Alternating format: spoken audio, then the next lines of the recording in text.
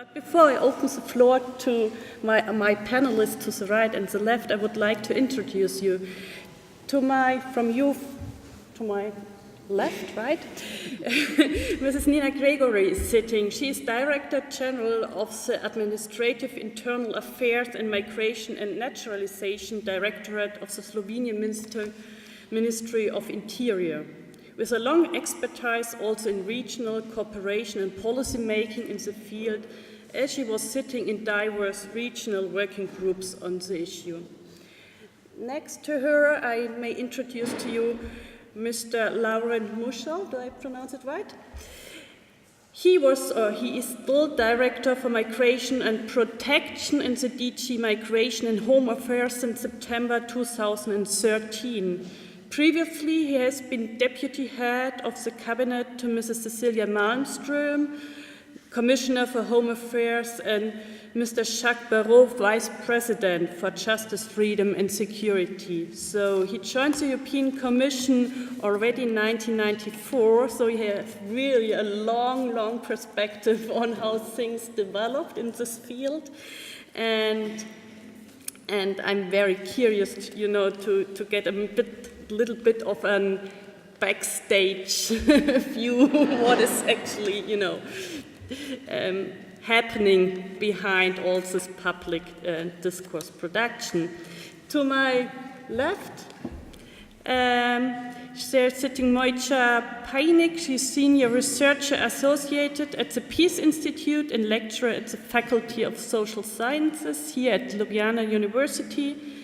Her fields of research include citizenship, media, racism, migration, and gender studies, and she has also published widely on the issue, more concerning or focusing on the question of citizenship, labor migration, and the media as well. Actually, I would like to start with you as from the Ministry here of Interior by asking you, as a somehow small country on this Balkan route, I'm really interested to learn more on the kind of compass that was and is still guiding the Slovenian transit and reception policy. When I tried to find out something about the policy of Slovenia, I just came across a very tiny number somehow of refugees staying at the moment here at Slovenia. And on the other hand, I found this article just very recently where the Prime Minister was speaking about the results of the last Vienna summit, where he was really strongly emphasizing against that now we have to really stop the Balkan route and the transit migration, and he was really referring to the very discourse of fighting against illegal migration, which is really interesting to see how the whole notion of refugees is recoded in a way, of like recoding it as illegal migration, which means it's also a shift of legal context, how we deal with the whole problematic. But thank you for the words, Petra, of course, and thanks for the introduction. Of course, greetings to all of you, and thank you for staying so long. I think it's the worst nightmare is to talk on the last panel and to be a representative of the government.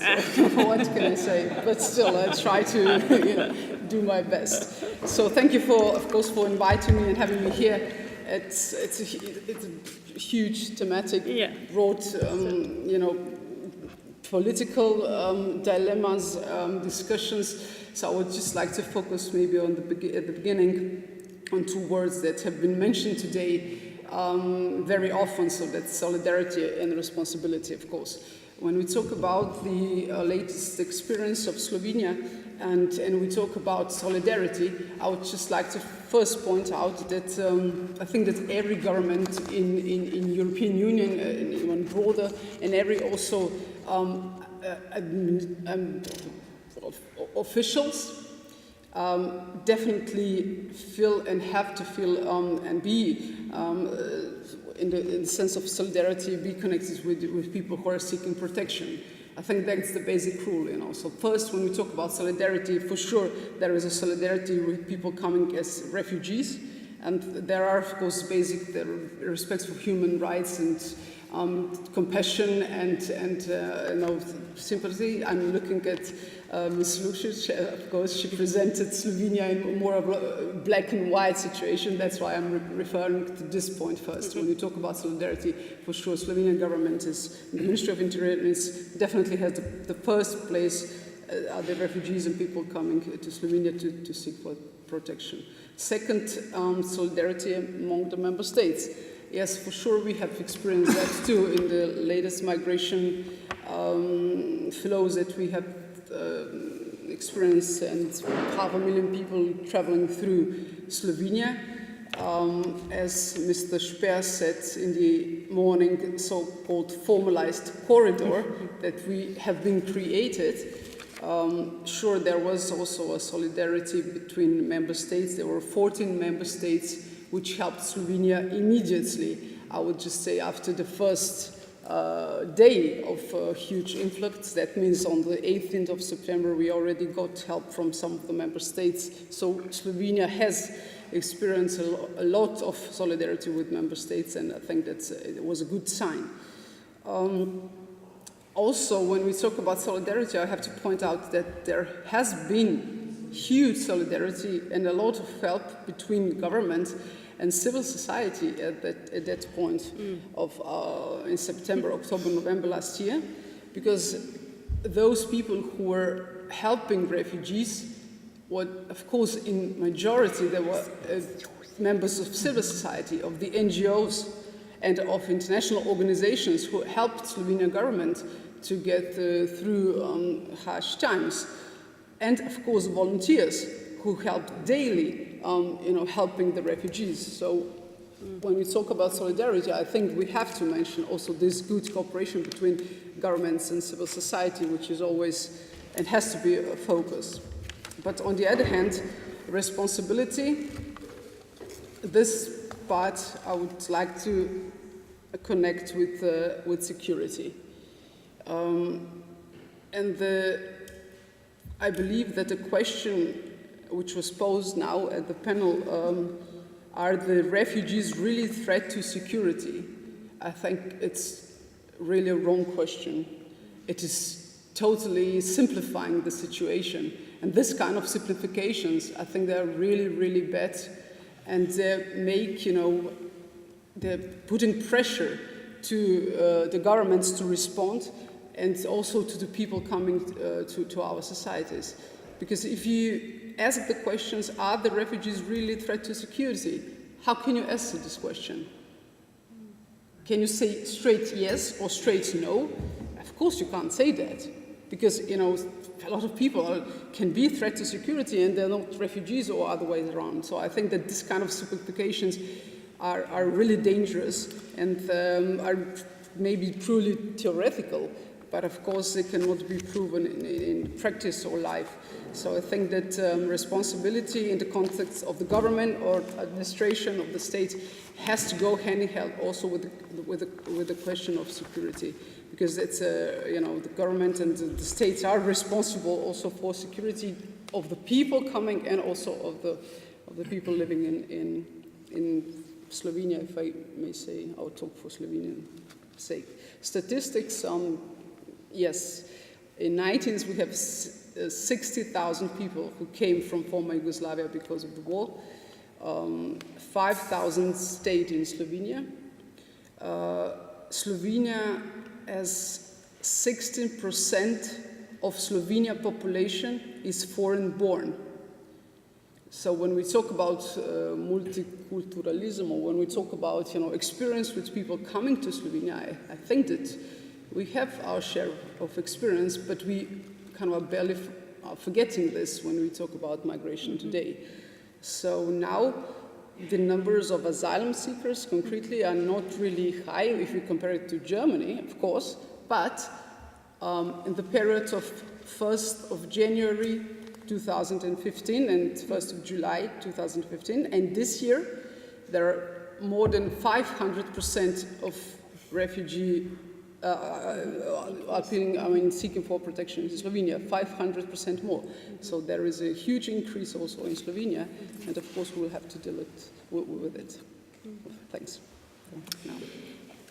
Yes, thank you so much. I just took out this newspaper article where Mojca, do I pronounce it rightly? Yes, you did, yeah. Was, speaking about the results of this last weekend summit at Vienna, where also Angela Merkel was now really joining in this group of people calling for a even more securitized stop of the Balkan route. So as a researcher here in Slovenia, somehow, it's somehow not really the end, but in the middle of the Balkan route, looking back on your experience and looking in the future of what we as scientists could do, how do you resonate with this sort of even more securitized discourse also in Slovenia?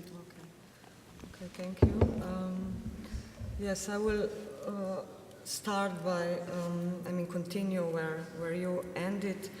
The Vienna summit, I think, really was Can you speak into the microphone? Yes. The Vienna summit, I think, showed that if we had an autumn of migration last year, with all the restrictions, with all the problems, we have now an autumn of securitization, so the policing of migrants getting harsher, getting stronger, and Slovenia, as quoting Miro Cerar, we won't allow illegal migration across Slovenia anymore, is an exemplary case that was followed by others, or that was started even in Vienna by Donald Tusk, so the president of the European Council, who said we must ensure practically and politically that the Balkan route is closed forever. And then you had the rolling of the same argument by different politicians. For example, we've heard from Croatia, if we need to wire our borders, then be it. If we need to put the police on our borders, then be it. So this naturalization of the system in need of further and more restrictions, and on top of it, Orban saying that everyone who comes illegally needs to be sent away. And then he alluded to an island outside of the EU. I will challenge that the assumption that Orban's policy is something that is really detached, or the Visegrad policy that is something that is detached from the general European frame, to argue to the contrary, that actually the European Union now is in a way putting Orban's dreams into action. Specifically with, the asylum policies are, in a way, we know, have been designed as a protective mechanism, as a mechanism to protect minorities, so legally and so on.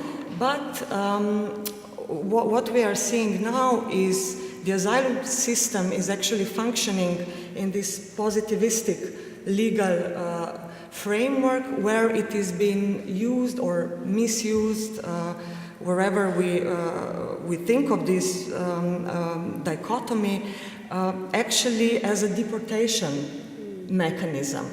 And also, the numbers actually also speak to back up this point. Since decades, we've seen that less than 1%, or at the best, a couple of percent of people who apply for asylum are eventually granted asylum. And in the midst, in this period, the European Union, and we've seen this globally, they are placed into camps. So I see the asylum policies closely related or linked to the policies of camping, so building camps. We've heard about Dadaab in the morning in Kenya. We've heard now about Zatari in Jordan. There are several similar cases globally, so not only at the borders of European Union, Myanmar, Burma, and we could go on, that are linked to these asylum policies.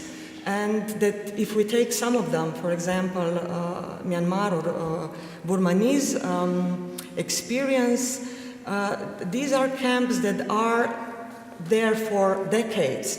So they are built into towns, into where you spoke before about the lack of education, about what's actually happening in these limbo zones. And I'm wondering whether Europe is now creating this similar long-lasting camps at its borders. And even, I mean, historically also, in the last couple of decades, whenever issue of migration was raised up as a problem in governmental discourse, building of camps was the immediate solution. No? So and we've heard today the policing of camps as an architecture of the in a way of the degrading of humanity or degrading of dignity that is related to the living in camps, to the limbo situations in camps. And so the panel is about asylum, is about policies. So I will end this first intervention by problematizing what you also pointed out, that the European migration management, for start, adopted this logic that has been going on for years now to prevent, in order to enable legal migration, we need to prevent or we need to fight illegal migration. So this is the rationale, and all the energy and the policies have been shifted to this prevention side. And of course, now in current situation, it is not, as Vienna summit has shown, opportune any longer to speak about refugees, but about illegal migrants again. So we are reproducing the illegality that we have known. I mean, it's not a new thing. Yeah, Mr.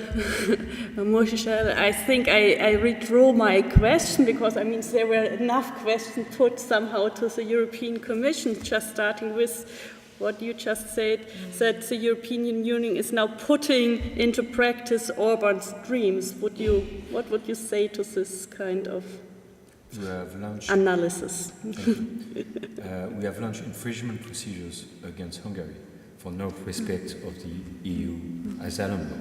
So I cannot say that we are following Orban model.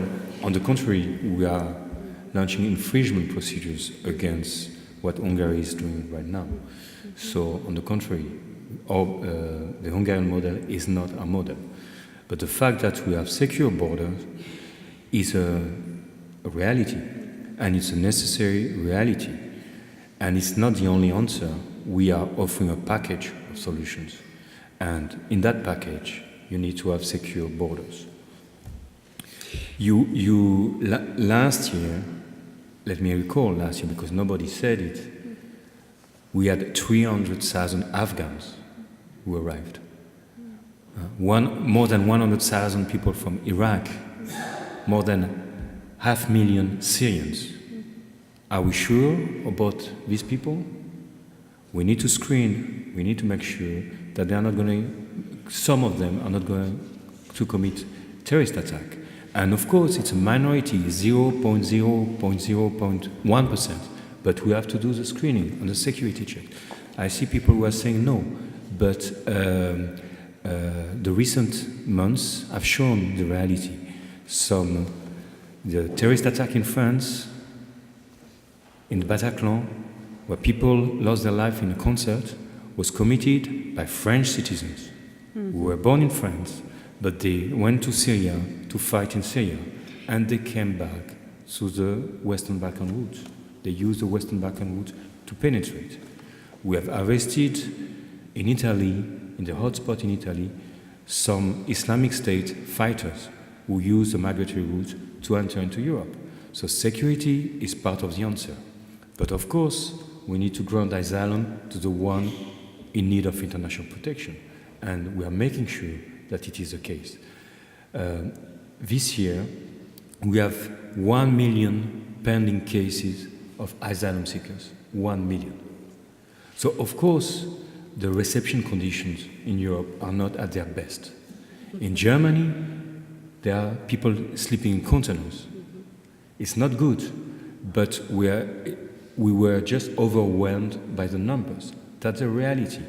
And okay, you can say we have not done enough, but in Germany, I take the example, BAMF, the asylum service, they have recruited 5,000 people, I think. So they are putting massive efforts. In Sweden, 2,000 people have been recruited. We have deployed hundreds of experts in Greece and in Italy to support Greece and Italy to face the crisis. So we are doing a lot with our means, but the numbers, the sheer numbers, was so much that we were overwhelmed and our capacity were not enough. Our reception conditions were not sufficient. Our reception capacity was not sufficient.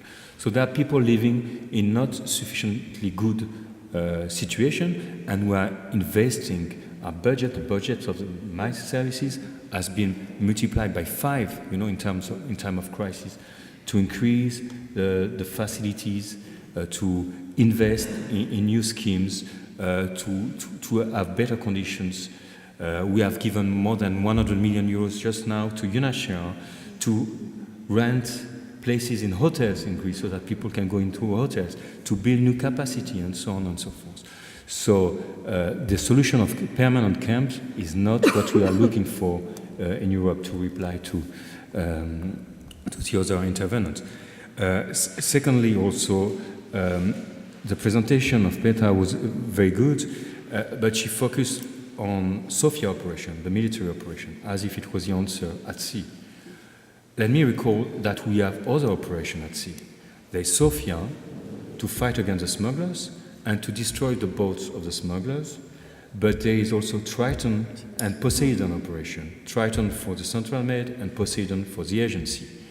And this year, we have saved more than 150,000 lives through Triton operation. The budget of Triton has been multiplied by 3, and we have border guards who are saving lives on a daily basis. Search and rescue is our top priority. But of course, people are dying, and there are still people continuing to die, because you have to see what is happening.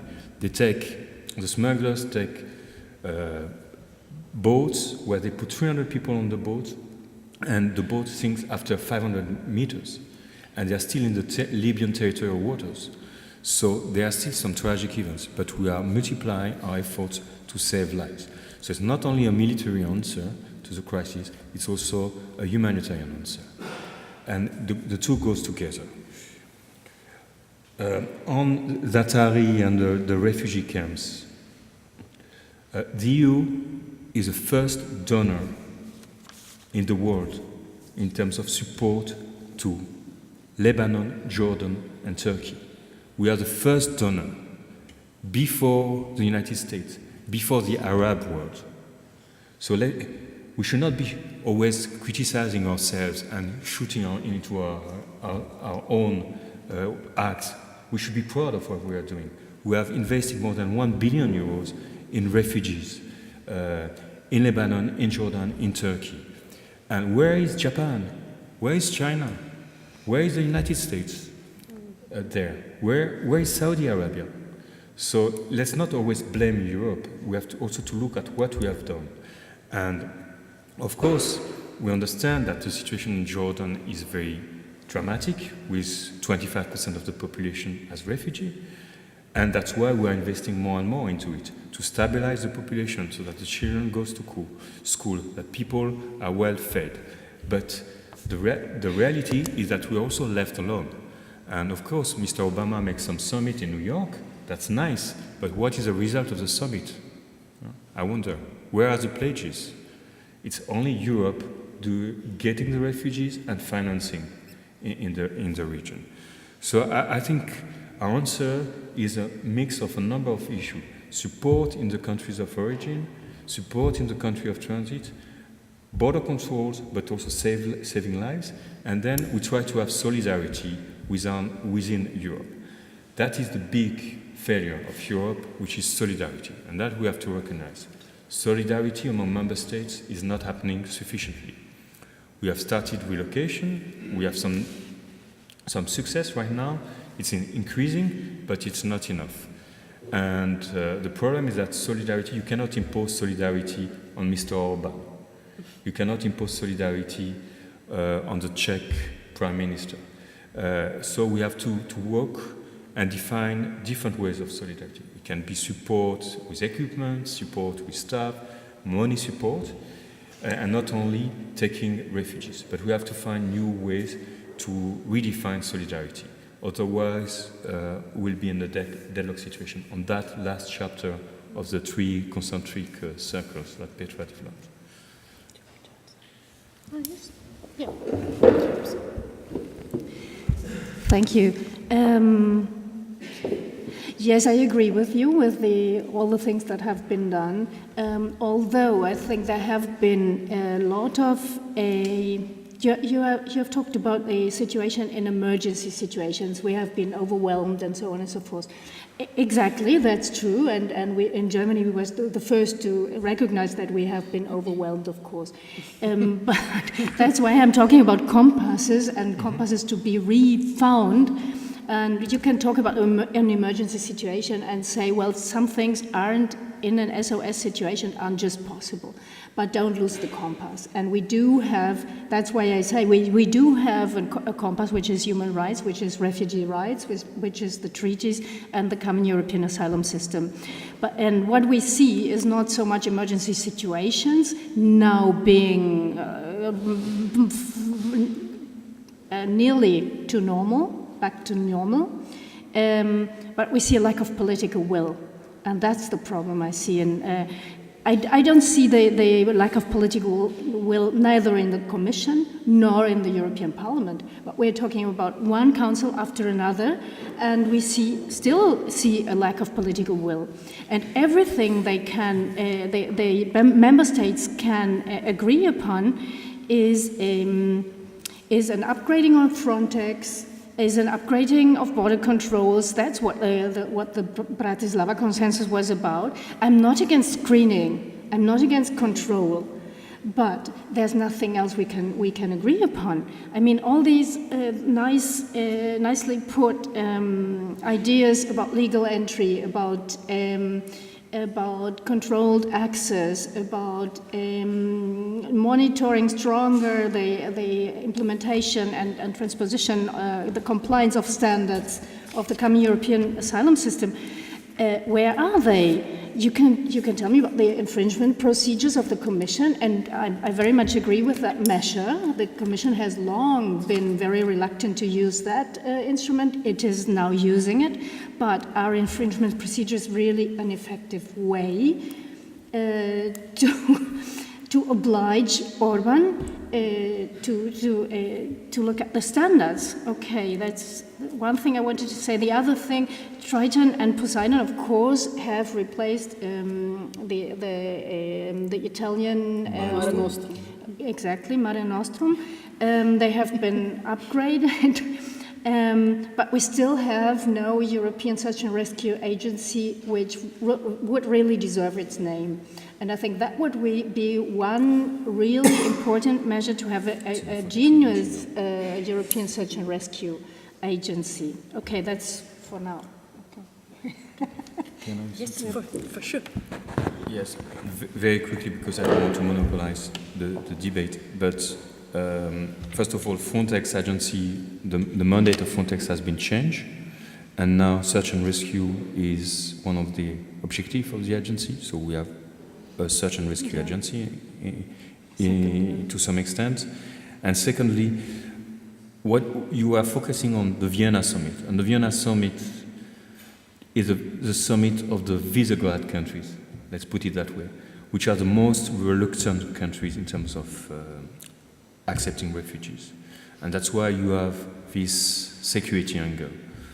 But the Commission has proposed also to reinforce our European Agency for Refugees, EASO, and we are doubling the staff of the agency. We are expanding its mission, so we are also doing it. So we are not only reinforcing Frontex, but we are also reinforcing EASO. So in parallel, so as I said, it's not only one piece of the puzzle we should look at, but the whole answer. So it's refugee and borders. It's not only borders, and that is clearly our compass. I think with the agenda on migration that we have put forward, the Commission has a real compass. Of course, the political reality, the elections time is not helping us.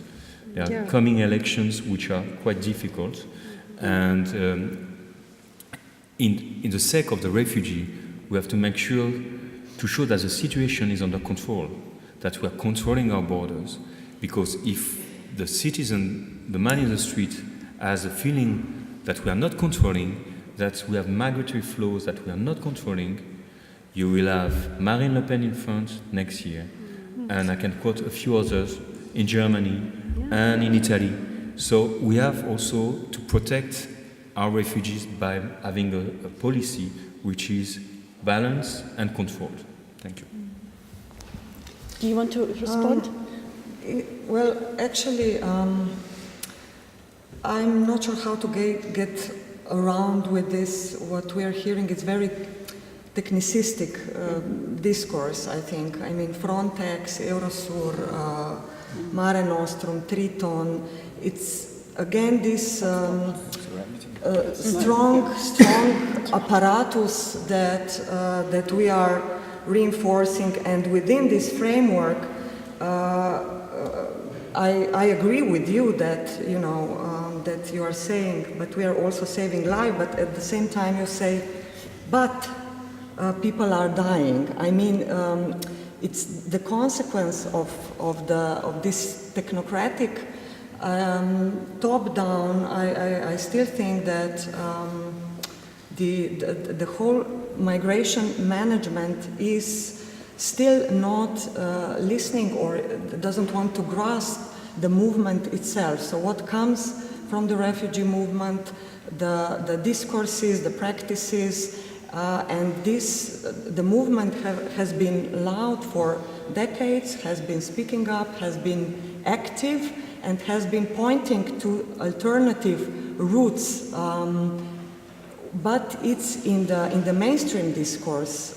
The movement itself doesn't have a place, which I think it's highly problematic after 30 years at least of the movement, including refugees, so as main actors, is speaking out, is practicing, is opening the borders, is in a way challenging the system, and by this imposing and I think reproducing the technocratic discourse. I think at this point that we should remind ourselves of experiences from history that of course show that whenever states were not able to protect those that need protection, the policing was reinforced, and this was in a way, the beginning of authoritarian regimes and all that. And just a brief reaction to the EU policies that you are mentioning, but you are not mentioning the externalization of policies that, for example, we are now observing with the Turkey-EU agreement, and we've heard Merkel announcing the similar agreements taking place with North Africa, so starting with Tunisia and Egypt. So this supports my initial argument of exposing or extrapolating the problem at the outside and the camps and the islands being an answer. I agree, the European Union invests a lot of money into sustaining these camps, which can be interpreted also as a mechanism of prevention of migration. No? Okay. Before we open the discussion to you, I would like to ask you if you want to refer, Petra Bendel was just saying a lack of political will, technicist perspective, and... Yeah, just shortly. I guess we'll have a lot of questions, and we'll have a lot of people behind the table. But when we talk about European solutions, the politicians are always mentioning European solutions. And they are saying, if we will not have European solutions, then we'll have to act nationally. So I think the only feasible solutions are those who have been mentioned from the side of Mr. Muschel. All that has been counted, are practical stuff which is there on the field. Helping people, protecting the border, making security. These are things which are, of course, practical, or how do you call them, Mojca, technocratic? Of course. But they are proof that some of the European solutions are on the field and going on. If we will just, have everything in the air and in the theory, then of course national politicians will say there are no feasible European solutions, so now we'll take, all the power in our hands, and they will persuade people that we can do better and we can do it the way that are already, some of the member states showing more or less. Just wait and see for the referendum on Sunday in Hungary. I think that this kind of solutions have to be shown and visible, and this kind of communication about the practical solutions has to be stronger, so that people will see that this is the way forward and not. Yeah, but reality is a little bit more difficult if you look at the islands. The hotspot, we could also ask if the hotspot approach not already failed. If we look at the burning down of Moria, where now like 3,000 people are living on the streets and burned the hotspot down. So I'm not really sure if this kind of solutions are really visible. You ask another question to the technocrat? Yeah, to the technocrat, exactly. We have, yeah. Well, what is a hotspot? It's a place where we have sufficient technocrats to deal with the arrival. So when you have a boat which arrives, you need doctors who are technocrats in the health sector. You need policemen who are technocrats in the security sector to screen the people. You need asylum experts to distinguish between the fake asylum seekers and the real asylum seekers. And all these people are working together in order to channel the arrival, to bring the people in the right place. Hospital, they need treatment. Detention, if they pose a security threat. Reception center for asylum, and that's what is the hotspot. Is an organized system which was not in place in Greece and Italy before, where all the actors are working in a coordinated manner, together with the NGOs as well, because we have many NGOs who are there in the hotspot helping us. That's the only thing. It's nothing more. The problem with the Greek islands is that with the Turkish deal, it has been agreed that people will be returned to Turkey after due process. And the failure in Greece is the asylum service system in Greece, which is too slow. So the people are staying too long time in Greece, in the hotspot, and that's why there was some riots recently, because people are fed up of waiting without having an answer. And we have deployed more staff in Greece, but we cannot take the decision for Greece, because it's a sovereign decision whether to grant asylum or not. And so at the end of the day, it's a court, Greek court, which has to decide. And the system is too slow. So we're trying to speed up the system, but it's not completely in our hands. It's also in the hand of Greece. Can I just a short intervention to that? I think the refugees in Greece are now also paying for the IMF loans. I mean, we are, the policies are burdening the country at the periphery, I think, and this is, in my view, the attitude towards Greece. It's very paternalistic, and we keep reproducing the discourse that they are not doing enough. But what about other European countries? Migrants are there. They were kept there when the legal route was closed. So it's, of course, there are what's happening in Greece, the bad situations in camps. The families are separated. I mean, there are many problems on the ground. But I think it's not appropriate to solve this by saying Greece should do more.